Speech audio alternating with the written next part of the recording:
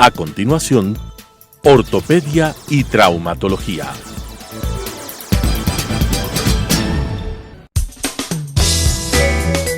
Clasificación A. Apto para todo público.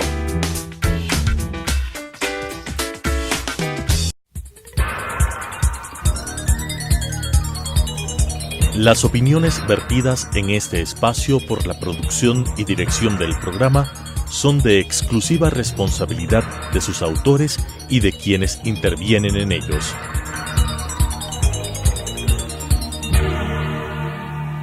Telesucesos Canal 29 UHF presenta Ortopedia y Traumatología, un programa enfocado a la salud y prevención de enfermedades del sistema músculo-esquelético, con la conducción del doctor Marcelo Bonilla López. Ortopedia y Traumatología. Estábamos hablando un poquito sobre las fracturas.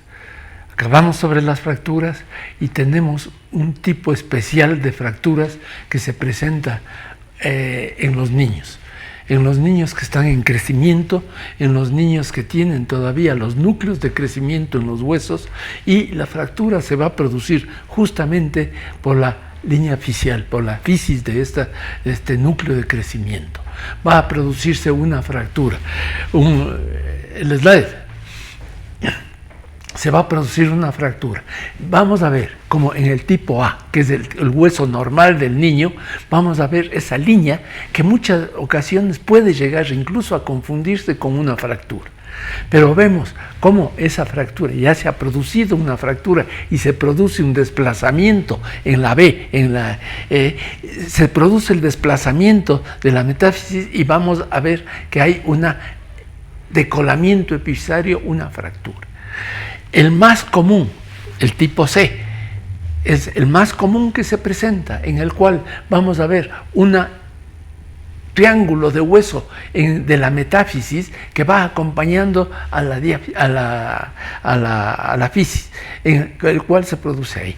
Muchas veces eso nos puede favorecer porque vamos a poder introducir, ya que no tratamos en el tratamiento, no tratamos de no transfixiar, no perforar los núcleos de crecimiento, sino podemos fijarle únicamente de ese fragmentito óseo triangular. Vemos en la tipo D una fractura de la metáfisis con un desplazamiento del 1, pueden llegar a desplazarse los dos cóndilos, ¿no? Y también en el tipo E, en el cual se va a producir el mismo pedazo de hueso triangular, se va a producir acompañando a un fragmento de la metáfisis. Y el último caso, que tal vez es el más grave, el que se presenta muy pocas veces y también muy pocas veces se llega a diagnosticar, sino que muchas veces ya que se produce un aplastamiento de esta línea fisaria y va a dañar de esta forma. Este desplazamiento, estas fracturas en los núcleos de crecimiento nos van a dar un trastorno del crecimiento del niño. Muchas veces, si es en el tipo B, puede llegar a producirse un daño del crecimiento global en el hueso, pero si es en el tipo C, va a producirse el daño únicamente en el lado que se ha desplazado. Vemos cómo el hueso, y recién ahí muchas veces vamos a poder diagnosticar, sobre todo si es el del tipo F, un daño, ya que se produce un daño en el crecimiento. Y vemos después de un año o 8 meses, un año, vamos a ver cómo el hueso empieza a crecer. Y lastimosamente, como es una fractura en la línea epifisaria, vamos a ver un crecimiento anormal, o sea, un lado del hueso va a crecer normal y el otro lado del hueso va a estancarse, va a acabar el crecimiento. Vemos también, pasando a otro lado, cómo se produce esta consolidación en el hueso. Vemos que la consolidación en el hueso se puede formar en dos formas.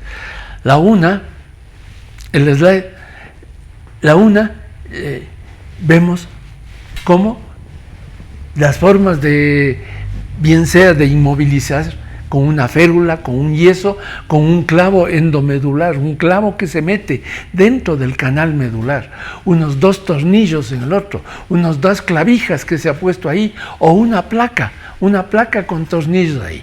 Vemos que la placa con tornillos es la única que nos va a dar una fijación estable, una fijación que no va a dar. Los otros son procedimientos dinámicos en los cuales sí se va a producir cierto movimiento en el foco de fractura, pero cuando se estabiliza completamente, se ponen los fragmentos uno y se reduce 100% la fractura y se produce una compresión mediante los tornillos y la placa, vamos a conseguir una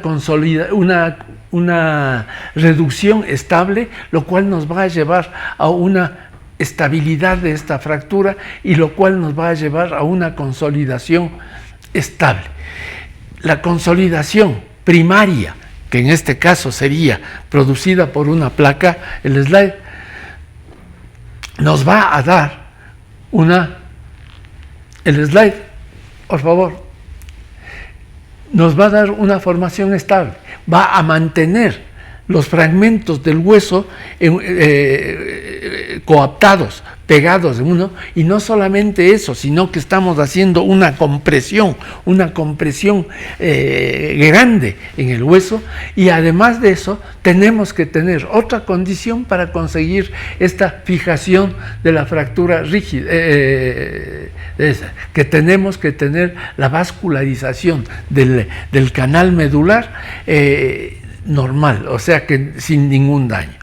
Vamos a ver cómo en estos casos el hueso va a producirse de los mismos bordes de la fractura y va a unir y va a formar el callo óseo. Es un callo óseo en el cual radiográficamente no vamos a ver, no hay la irritación del hueso, esa formación convexa que se forma alrededor de la fractura y que nos va a dar, que se produce únicamente en la fijación primaria. En la fijación secundaria.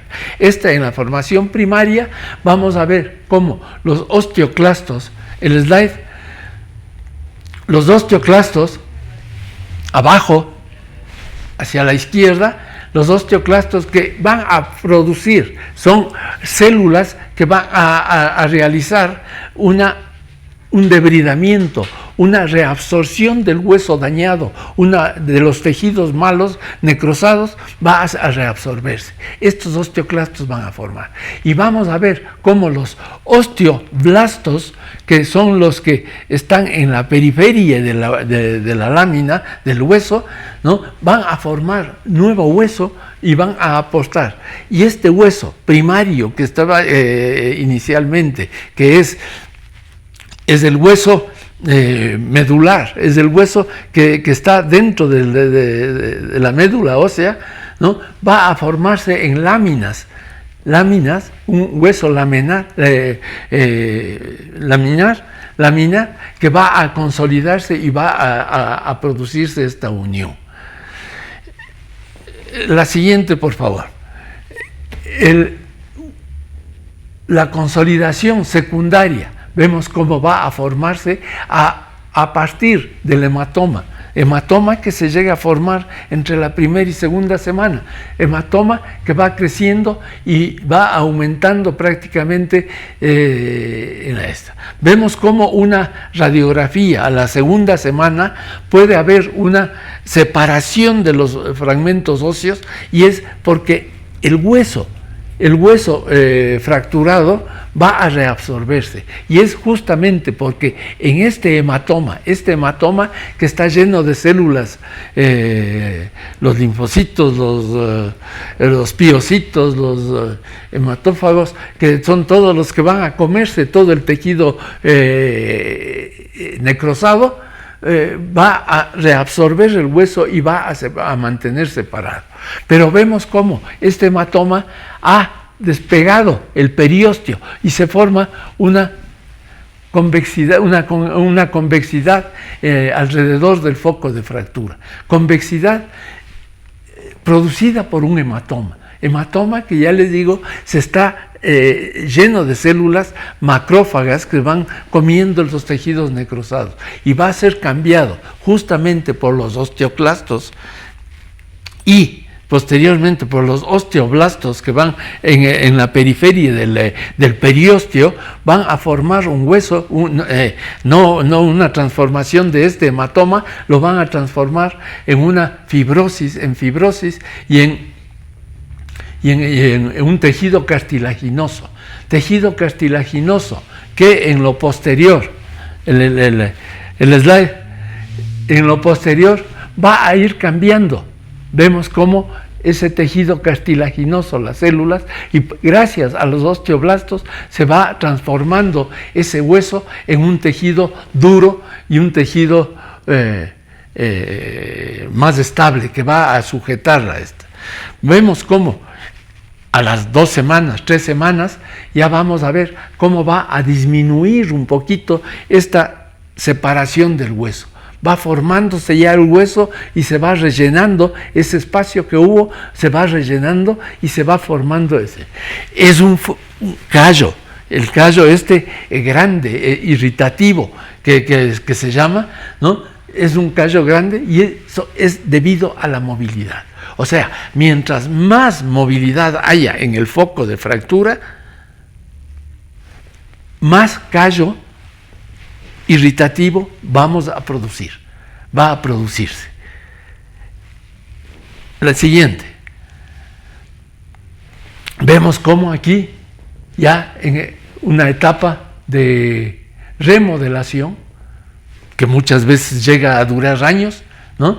Vemos cómo ese hematoma ha ido desapareciendo y se va formando ya ese tejido ya duro, laminar, y el callo irritativo también ya va disminuyendo, va reabsorbiéndose. La siguiente. Vemos cómo a la final ya el foco de fractura ya se ha perdido, ya no se ve la línea de separación en la fractura y únicamente vamos a ver ya, y también el callo irritativo que había en el hueso también ha desaparecido. La siguiente. Vemos aquí una fractura de húmero en el tercio medio, en la cual se ve un callo, se ha inmovilizado con una férula y se ve un callo. Vemos aquí en el segundo metatarsiano también una fractura en la cual vemos ese callo redondo, grande, abultado que se encuentra ahí. Es un callo que está manteniendo ya ahí y vamos a ver cómo en lo posterior, gracias a la remodelación del hueso, también va a disminuir ese callo. Y también una fractura en el quinto metacarpiano, la mano que también ya está consolidada con un callo reactivo. La siguiente. Vemos una fractura en el extremo distal del radio, ¿no? Con un callo también ya hay. Y en la última, en la tercera lámina, vemos una fractura de tibia tratada incruentamente, muy probablemente con yeso, y vemos ese callo irritativo, un callo grande, enorme que se ha formado ahí. Mientras que en la tibia, en la lámina, en la diapositiva central, vemos una placa en la tibia y en el peroné, en la cual ya está consolidada, ya está la fractura consolidada, pero no se llega a ver la producción de ese callo irritativo, esa protrusión de callo ahí. Se consolida únicamente en forma primaria, uniendo un extremo con el otro extremo del hueso fracturado. La siguiente. Las formas de inmovilización, ya vemos, ¿no? Las férulas. Una férula en la cual podemos poner un yeso, manteniendo siempre, por lo general, vamos a inmovilizar las dos articulaciones cercanas a la fractura del hueso. Vemos cómo en una fractura de tibia vamos a inmovilizar la rodilla y vamos a inmovilizar el tobillo. Vemos como en una fractura de antebrazo vamos a inmovilizar la muñeca y vamos a inmovilizar el codo. Vemos una consolidación de una fractura en forma secundaria también gracias a la colocación de una férula. La siguiente, vemos también en una forma secundaria cómo se va a formar un callo en una fractura de una tibia, utilizando un clavo endomedular en la cual vamos a procurar no abrir el foco de fractura. El sitio donde se encuentra producida la fractura no vamos a topar. Abrimos a nivel por debajo de la rodilla, en la meseta tibial, para introducir dentro del canal medular, un clavo pequeño y posteriormente, bien sea fresando el canal medular o sin fresar, vamos a colocar un clavo endomedular, o sea, un clavo que va dentro de la médula del hueso largo, bien sea de la tibia o del fémur, vamos a colocar un clavo que llega prácticamente a pasar el foco de fractura. Este puede ser también fijado para darle una estabilidad al foco de fractura y que no se mueva. Vamos a colocar unos 2 tornillos arriba, unos 2 tornillos abajo para que esté estable. Pero siempre vamos a buscar en lo posterior, al mes más o menos de producida la cirugía de la colocación del clavo, vamos a sacar uno de los tornillos, sobre todo el tornillo que está ovalado. Vemos cómo estos 2 orificios que tiene el clavo, el uno es ovalado y el otro es completamente redondo, con el objeto de que el tornillo tenga un juego aquí y se produzca un movimiento en el foco de fractura al momento de moverse, al cargar peso o al caminar, se va a producir un movimiento en el foco de fractura. Movimiento que decíamos que en este caso de una consolidación secundaria, una unión secundaria, formación del callo secundario, va a producirse por irritación, va a producirse por estimulación, por el movimiento que existe en el foco de fractura. La siguiente.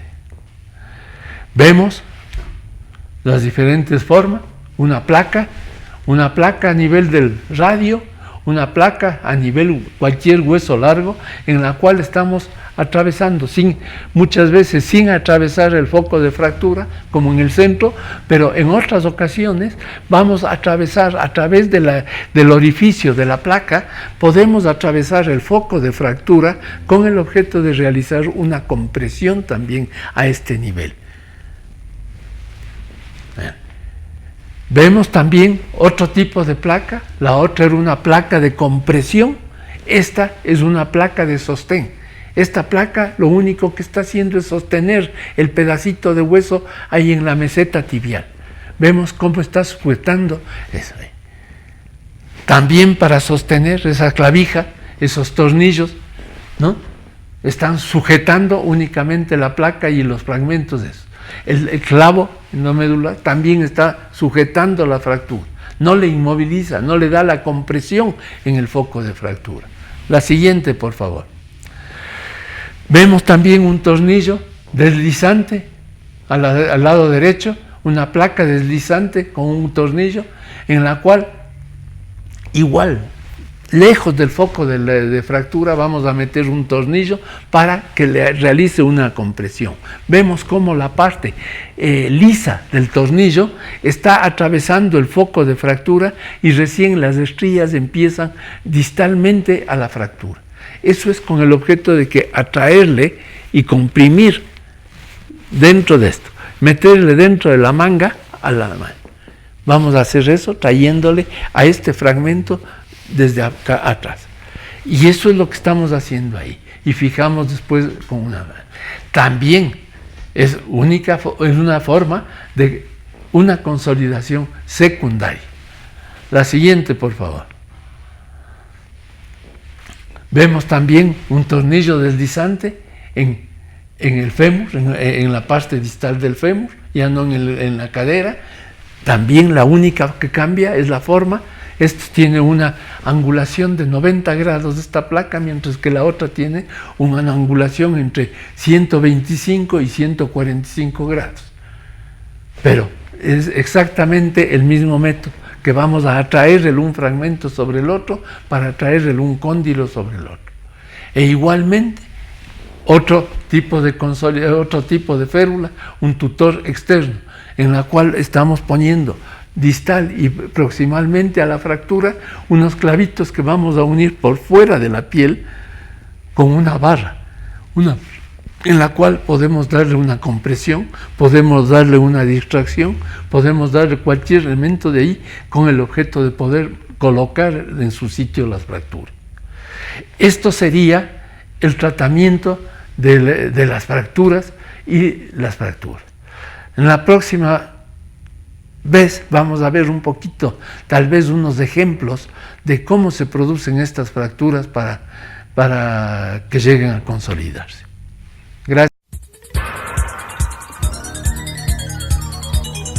Las opiniones vertidas en este espacio por la producción y dirección del programa son de exclusiva responsabilidad de sus autores y de quienes intervienen en ellos.